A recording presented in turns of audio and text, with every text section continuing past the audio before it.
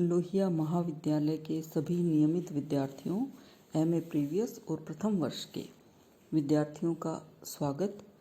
बच्चों, जायसी पर आज मैं बात करने जा रही हूँ, जिन्होंने पद्मावत लिखा था, जो सूफी कवि हैं।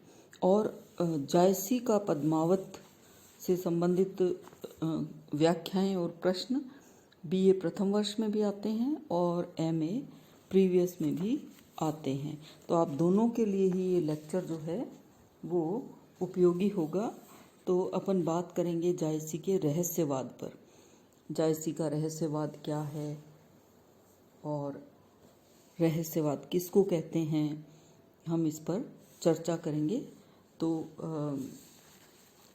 नागमती वियोग वर्णन पर हमने पढ़ा है पहले, और आज अपन रहस्यवाद पर चर्चा करेंगे। जायसी का रहस्यवाद पढ़ने के लिए अपने को ये जानना पड़ेगा कि रहस्यवाद क्या है और इसका अर्थ क्या है। अपन इसके बारे में आपको सभी के बारे में बताती चलूँगी। जायसी का रहस्यवाद सर्वत्र समष्टि मूलक के रूप में प्रस्तुत हुआ है।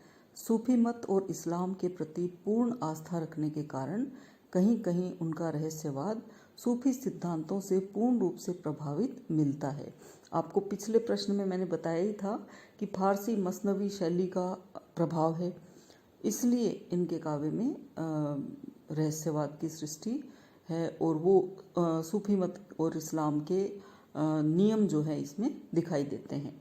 इसके अतिरिक्त समष्टि मूलक दृष्टिकोण होने के कारण उनके रहस्यवाद की अभिव्यक्ति प्राय अन्योक्ति और समासोक्ति द्वारा हुई है। तो जायसी का जो रहस्यवाद है बच्चों, उसमें कबीर के बारे में भी आप जानते हैं कि वो भी रहस्यवादी है। दोनों ही श्रेष्ठ हैं। तो आचार्य शुक्ल जो है वो इस बारे में कहते हैं कि हिंदी के कवियों में यदि कोई रमणीय और अद्वैतवादी कवि हैं तो वे हैं जायसी, जो श्रेष्ठ रहस्यवादी कहे जा सकते हैं। शुक्ल जी की दृष्टि में जायसी का रहस्यवाद रमणीय है और कबीर का कैसा है? शुष्क। आपने कबीर को पढ़ा ही है, बहुत ही शुष्क उनके दर्शन से भरे हुए और रहस्यवाद से भरे हुए उनके पद हमने पढ़े हैं। तो हठयोग, जायसी ने भी हठयोग का प्रयोग किया है, लेकिन उसमें कोई कथा नहीं है। जो उसमें कथा है, आत्मा और परमात्मा का जो वर्णन किया है, जो बात की है, उसमें थोड़ी रमणीयता है। लेकिन कबीर का जो है रहस्यवाद, उसमें तो आत्मा परमात्मा और इतनी ज़्यादा कठोर शब्दावली का प्रयोग करते हुए, सिद्धांतों का प्रतिपादन करते हुए कबीर ने वर्णन किया है, तो थोड़ा उनका शुष्क लगता है। अब रहस्यवाद किसको कहते हैं?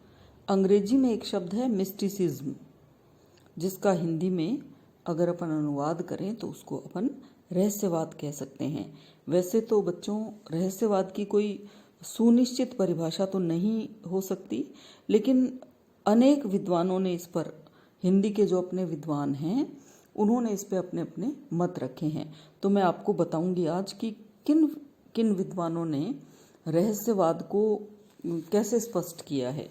अब अपन सबसे पहले तो डॉक्टर रामकुमार वर्मा, जिन्होंने हिंदी साहित्य का इतिहास भी लिखा है, तो वो क्या कहते हैं रहस्यवाद के बारे में। तो आइए देखते हैं अपन उनकी परिभाषा। रहस्यवाद जीवात्मा को उस अंतर्हित रहस्यवाद जीवात्मा की उस अंतर्हित प्रवृत्ति का प्रकाशन है, जिसमें वह दिव्य और अलौकिक शक्ति से अपना शांत और निश्चल संबंध जोड़ना चाहती है, और यह संबंध यहाँ तक बढ़ जाता है कि दोनों में कोई अंतर ही नहीं रह जाता। ये कहते हैं डॉक्टर रामकुमार वर्मा कि जीवात्मा की अंतर्हित प्रवृत्ति है ना, जिसके अंदर दिव्य और अलौकिक निश्चल संबंध जोड़ता है व्यक्ति, तो आत्मा और परमात्मा के ऐसे संबंध को वो रहस्यवाद मानते हैं। तो इसी प्रकार से हिंदी के विद्वान हैं आचार्य रामचंद्र शुक्ल, उनकी क्या धारणा है रहस्यवाद के बारे में। तो देखिए, शुक्ल जी कहते हैं, साधना के क्षेत्र में जो अद्वैतवाद है, काव्य के क्षेत्र में वही रहस्यवाद कहलाता है। कितना स्पष्ट है इनका मत। आप इस पंक्ति को प्रश्न लिखते समय भी लिख सकते हैं कि जो साधना के क्षेत्र में अद्वैतवाद है, जो साधना करते हैं ना साधक लोग, ध्यान करते हैं, साधना करते हैं, वो अद्वैतवाद जिसको बोलते हैं, आत्मा और परमात्मा एक है, उसमें कोई भेद नहीं है, अद्वैत है, तो उसी को साहित्य में रहस्यवाद कहा जाता है। कितनी खूबसूरत परिभाषा दी है।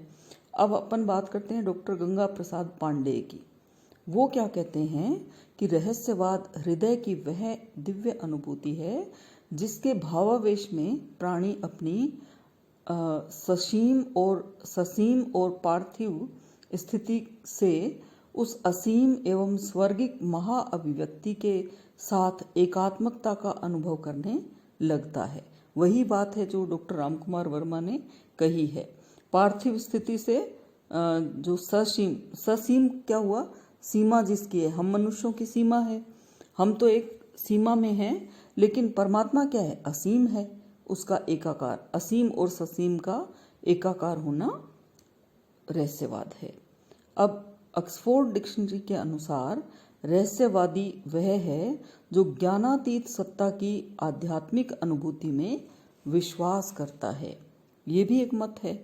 इसी प्रकार अपन डॉक्टर राधाकृष्णन की बात करें तो उन्होंने भी एक कहा है, इसके बारे में अपना मत दिया है। वो क्या है कि प्रत्येक धर्म में कुछ विधि निषेध होते हैं। विधि निषेध यानी कुछ नियम कानून होते हैं, कुछ पाबंदियां होती हैं, कुछ करने वाली विधि विधान होते हैं। आध्यात्मिकता में विधि निषेधों की प्रतिष्ठा न होकर सर्वोच्च सत्ता को जानने, उससे तादात्म्य स्थापित करने और जीवन के सर्वांगीण विकास के विस्तार पर सबसे अधिक बल दिया जाता है। आध्यात्मिकता वास्तव में धर्म का अंतरसार है।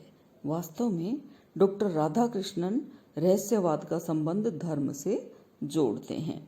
तो ये अलग अलग विद्वानों ने अपनी अपनी राय व्यक्त की है।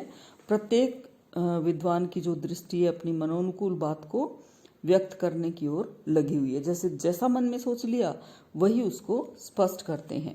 अब अपन हिंदी साहित्य को लिखने वाले एक और विद्वान हैं डॉक्टर गोविंद त्रिगुणायत।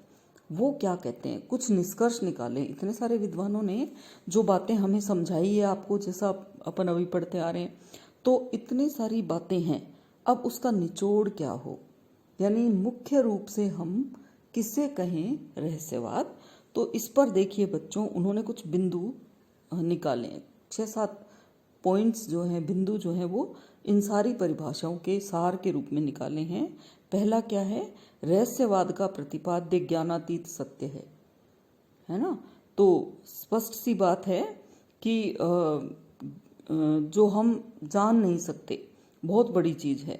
दूसरा, ज्ञानातीत सत्य आध्यात्मिक चिंतन का ही नहीं वरन अनुभूति का विषय है। सही बात है कि अनुभव ही किया जा सकता है ये जो सत्य है, जिसको आप आसानी से नहीं जान सकते।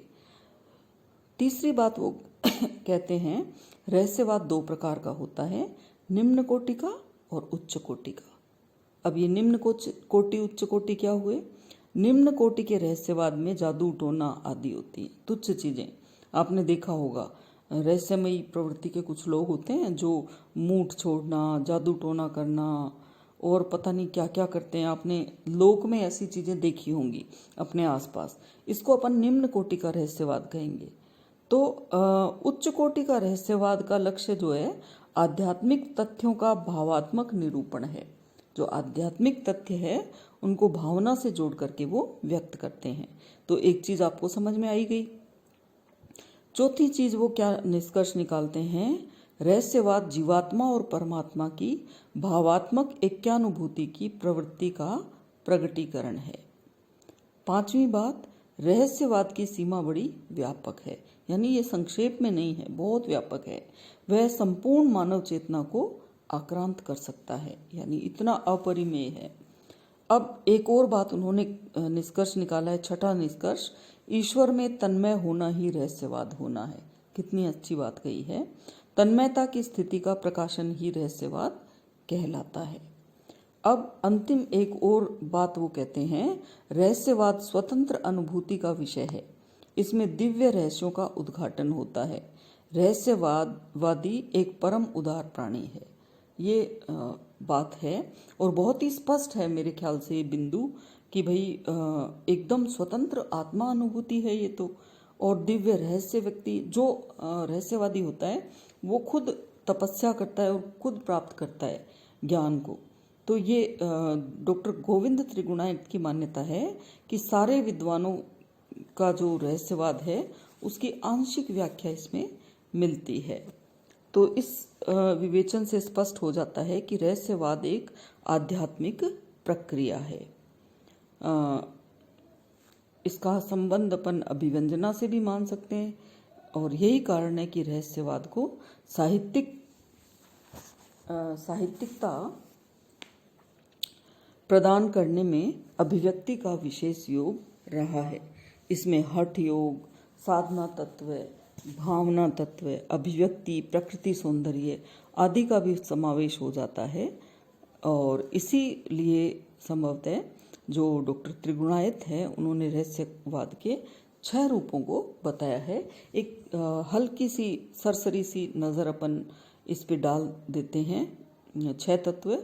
पहला है भावात्मक या प्रेम प्रधान रहस्यवाद, दूसरा प्रकृति मूलक रहस्यवाद, तीसरा आध्यात्मिक रहस्यवाद, चौथा यौगिक रहस्यवाद, पांचवा अभिव्यक्ति मूलक रहस्यवाद, छठा जादू टोना परक रहस्यवाद। तो ये कुछ चीज़ है जो रहस्यवाद के रूप हैं 6। अब रहस्यवाद के लक्षण भी हैं तो उसको मैं केवल आपको नाम बता देती हूँ। आस्तिक, उपास्य का स्वरूप, प्रेम का तत्व, ये आपको इतने गहराई में जाने की जरूरत नहीं है। वैराग्य, मादक भाव, विरह, त्याग और सत्य भावना, तादात्म्य भाव, सहिष्णुता और ज्ञान विशिष्टता, वासनाहीनता, परिष्कार, कुल 11 के करीब ये चीज़ें हैं। तो ये रहस्यवाद को स्पष्ट करती है। तो जायसी का रहस्यवाद अपन इस पर बात करेंगे। तो बच्चों, जायसी का जो पद्मावत है उसमें रहस्यवाद की भूमिका जो है, सभी भूमिकाएं बहुत आसानी से मिल जाती हैं, किंतु उनका विवेचन करना, सारी चीज़ों का तो मैं आपको नहीं बता सकती हूँ, पर हाँ ये बात है कि जायसी का रहस्यवाद कितने रूपों में हमारे सामने आता है वो अपन संक्षेप में बात कर सकते हैं। तो प्रमुखतः हम 4 भेद आसानी से कर सकते हैं। तो 4 भेद में पहला भेद जो है अद्वैत भावना पर आधारित रहस्यवाद, जिसे अद्वैती भावात्मक रहस्यवाद की अभिधा से मंडित किया जा सकता है। दूसरा है प्रकृति के माध्यम से अभिव्यक्ति, प्रकृति मूलक रहस्यवाद। तीसरा, इनका अपन विस्तार में बात करेंगे अभी, क्योंकि ये वीडियो समाप्त होने वाला है, इसलिए मैं आपको संक्षेप में ही बता रही हूँ। तीसरा है भारतीय योग मार्ग की साधना पद्धति के माध्यम से अभिव्यक्त रहस्यवाद अथवा साधनात्मक रहस्यवाद, है ना। तो प्रकृति मूलक था, फिर ये साधनात्मक हो गया। अब चौथा प्रेम मूलक या प्रेम परक रहस्यवाद। तो ये जायसी के रहस्यवाद की हमने विशेषता देखी है। तो अब अपन इसको विस्तार से कल अगले वीडियो में आपको मैं बात बताऊंगी इसके बारे में, रहस्यवाद के बारे में, जायसी का रहस्यवाद क्या है। तो बच्चों, आप इसको समझने का प्रयास करना, पढ़ना। समय बहुत ही विकट है। देश भर में बुरी तरह से कोरोना वायरस से लोग मर रहे हैं। मेरा मन बहुत व्यथित है, पीड़ित है। मेरे आसपास के कई लोग इस कोरोना की भेंट चढ़ गए। तो मैं बहुत अच्छे से, बहुत मन से पढ़ाना चाहती हूँ, लेकिन मेरा मन बार बार उन लोगों की तरफ जाता है और देश के हालात की तरफ जाता है। लेकिन बच्चों, हमें फिर भी अपने बच्चे कुछ सामर्थ्य को जुटा करके पढ़ना ही पड़ेगा। तो क्योंकि अभी हम बाहर नहीं जा सकते, तो हम इस समय देश की सेवा के लिए भी कुछ काम करें, कुछ अपने से जितना हो सके किसी की मदद करना, या किसी को जागृत करना मास्क और सैनिटाइज़र के लिए, वो भी हम कर सकते हैं। तो आप क्योंकि साहित्य के विद्यार्थी हैं और उनको बहुत ही सहानुभूतिपूर्ण रवैया उनका होना चाहिए, तो आप घर पे बैठ कर के पढ़ें भी, ताकि आप बाहर न जाएं, कुछ आपको घर पे ही मिल जाए। हमारा कोर्स वैसे लगभग हो गया, लेकिन फिर भी हम आपको कुछ ना कुछ महत्वपूर्ण चीज़ें परीक्षा की दृष्टि से महत्वपूर्ण विषयों पर मैं आपको लेक्चर देती रहूँगी, ताकि आप पढ़ें, बाहर नहीं जाएं और अपनी जिम्मेदारी समझें। तो बच्चों, धन्यवाद मुझे सुनने के लिए। वीडियो को लाइक करना, सब्सक्राइब करना और शेयर करना।